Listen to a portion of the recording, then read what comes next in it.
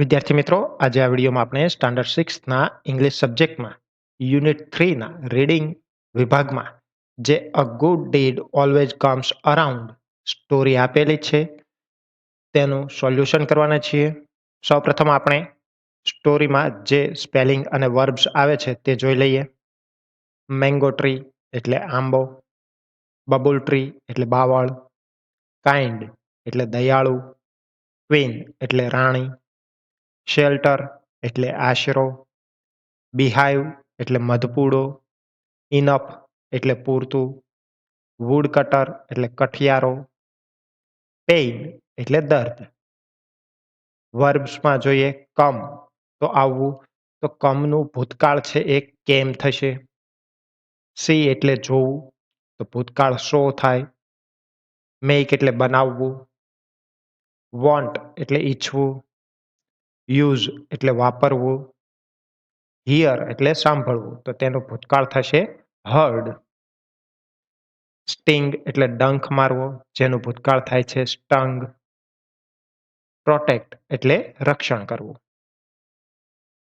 Promise એટલે વચન આપવું. હવે આપણે સ્ટોરી જોઈએ. A good deed always comes around. સારા કર્મો હંમેશા આપણી સાથે રહે છે.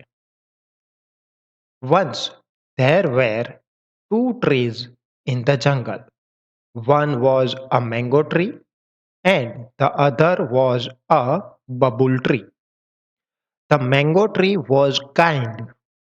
The bubble tree was not so. એક દિવસ જંગલમાં બે ઝાડ હતા.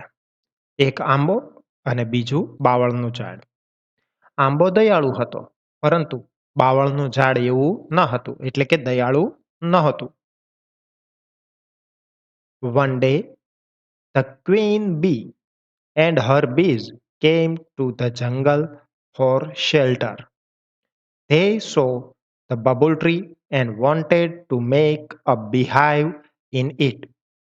The queen bee asked, "Please, let us use your branch." The bubble tree said, "No, find another tree." The mango tree heard this and said, "Bubble tree, you have enough space. You can share it." The bubble tree got angry and said, "You care?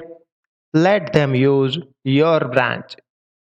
The mango tree said to the bees, "You can live in me."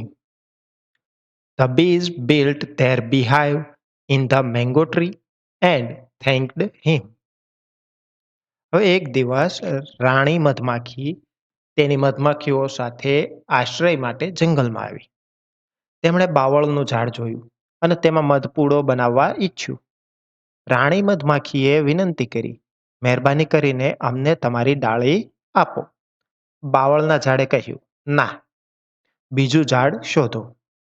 આંબાએ સાંભળ્યું અને કહ્યું, બાવળ, તારી પાસે પૂરતી જગ્યા છે.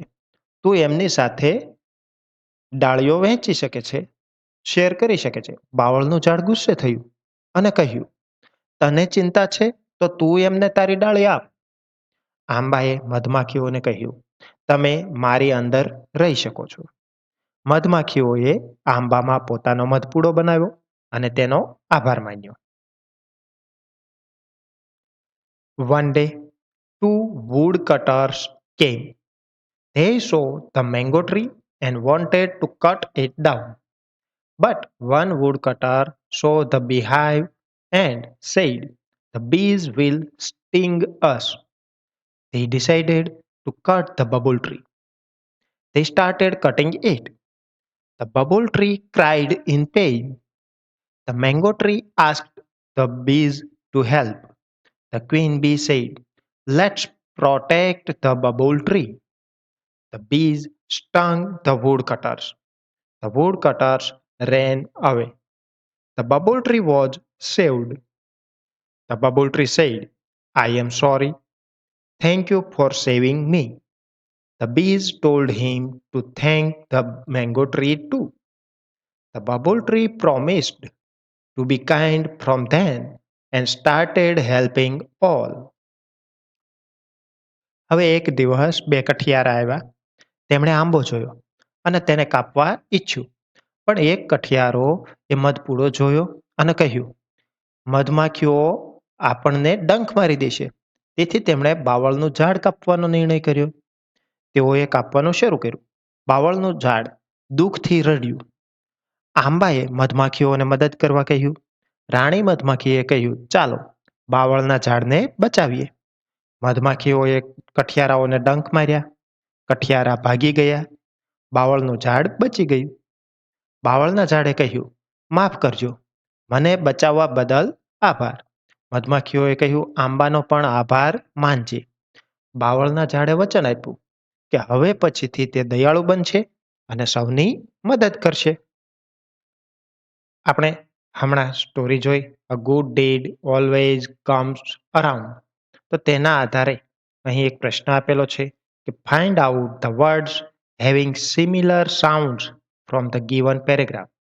તો અહીં પેરેગ્રાફમાં અહીં આપેલા શબ્દોના જે સમાન ઉચ્ચાર હોય તેવા શબ્દો આપણે શોધવાના છે. તો ફર્સ્ટ આપેલું છે ફ્રી. તો ફ્રી જેવો શબ્દ છે ટ્રી. તેવી જ રીતે સેકન્ડ છે કેર. તો કેર માટે શબ્દ છે શેર. થર્ડ શબ્દ છે બટ. તો તેને રિલેટેડ કટ. અને ફોર્થ છે વુડ. તો તેને રિલેટેડ શબ્દ છે વુડ. પછી આપેલું છે classify the sentences in the table.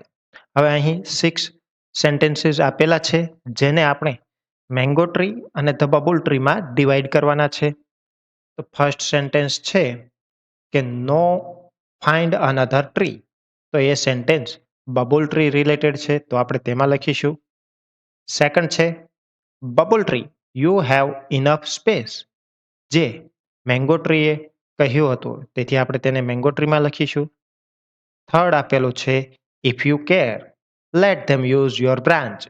એ આવશે બબુલ ટ્રીમાં. ફોર્થ છે you can leave in me. જે મેંગો ટ્રીએ ક્વીન બીને કહ્યું હતું, તેથી આપણે મેંગો ટ્રીમાં લખીશું. ફિફ્થ છે I am sorry thank you for saving me. એ આવશે બબુલ ટ્રીમાં. એન્ડ લાસ્ટ છે promise to be kind from then and started helping all. એ પણ બબુલ ટ્રીમાં આવશે. Answer the following questions. નીચે આપેલા પ્રશ્નોના જવાબ આપવાના છે. ફર્સ્ટ ક્વેશ્ચન છે who came in the jungle to get a shelter. આશરો મેળવવા જંગલમાં કોણ આવ્યું હતું?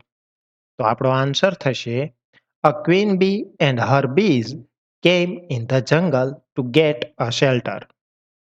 સેકન્ડ છે the nature of the mango tree was. તો બ્લેન્કમાં આવશે કાઇન્ડ. થર્ડ છે what did the queen bee request to the babul tree. રાણી મધમાખીએ બાવળને શું રિક્વેસ્ટ કરી હતી?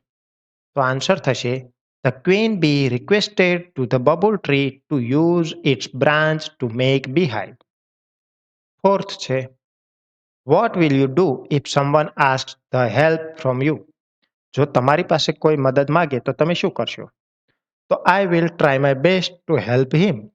હું તેને મદદ કરવા મારા પૂરેપૂરા પ્રયત્નો કરીશ. ફિફ્થ છે did the babul tree thank the bees. બાવળ છે તેણે માખીઓનો આભાર માન્યો હતો. Yes the babul tree thank the bees. Sixth question છે what did babul tree promise. Babul ટ્રીએ શું પ્રોમિસ કર્યું? The babul tree promised to be kind. Seventh છે how is the honey bee useful to us. મધમાખી આપણને કેવી રીતે ઉપયોગી છે? The honey bee gives sweet honey to us. મધમાખી આપણને મીઠું મધ આપે છે. એક રિસિપ્ટ આપેલી છે. આ રિસિપ્ટ છે એ ડેરીમાં દૂધ ભરવા જઈએ ત્યાં આપવામાં આવતી હોય તે રિસિપ્ટ છે. તેના આધારે પ્રશ્નોના જવાબ આપવાના છે. What is the name of the milk customer. Milk કસ્ટમરનું નામ શું છે? તો અહીં આપણે નેમ લખેલું છે, તો ત્યાં આપેલું છે કે વેદાંત કુમાર પટેલ. તો આન્સર થશે the name of the milk customer is Vedant Kumar Patel. Second question છે is this a receipt for the morning shift? શું આ રિસિપ્ટ મોર્નિંગ શિફ્ટની છે? તો અહીં રિસિપ્ટમાં જોઈએ તો ઇવનિંગ લખેલું છે, તેના પરથી ખ્યાલ આવે છે કે આ રિસિપ્ટ મોર્નિંગ શિફ્ટની નથી. તો આન્સર થશે no, this receipt is not for the morning shift. Third છે how much milk did he sell on that shift? કે તે શિફ્ટમાં કેટલું દૂધ વેદાંત કુમારે વેચ્યું છે?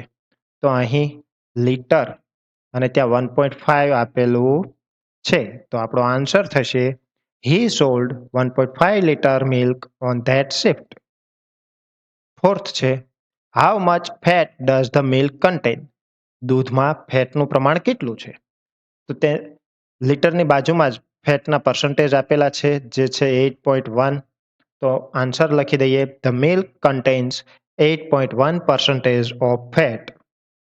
ફિફ્થ આપેલું છે what is the total bill of the 5 days? 5 દિવસનું બિલ કેટલું થયું છે?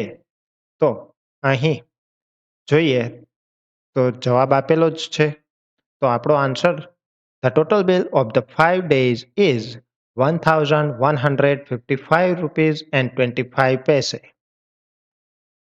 સિક્સ્થ ક્વેશ્ચન છે what is the rate of the milk per litre on that day? તે દિવસે દૂધનો પ્રતિ લીટર કેટલો ભાવ છે?